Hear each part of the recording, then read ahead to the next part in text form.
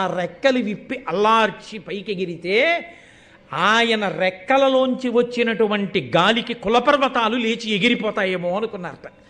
అంత పెద్ద జంఝామారుతాన్ని సృష్టించగలిగిన పెద్ద పెద్ద రెక్కలు అల్లార్చి ఒక్కసారి ఆకాశంలోకి ఎగిరి అలా ఎగిరితే ఆయన అలా ఎగరడం అంటే ఏదో కాకినాడ మీద కాదు, ఆయన శరీరానికి, ఆయన దేహానికి, ఆయన కాంతికి ఒక్కసారి భూమండలం అంతా అలా తిరిగాడు.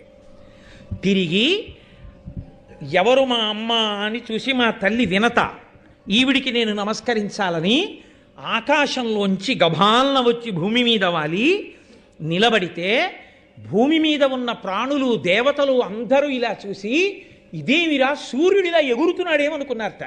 అంత గొప్ప తేజోమూర్తి అయి మహానుభావుడు తల్లికిన్ మనప్రీతియునర్చుచున్ నెగసి భీమజబంబున నభ్రవీదికిన్, ఆ తల్లి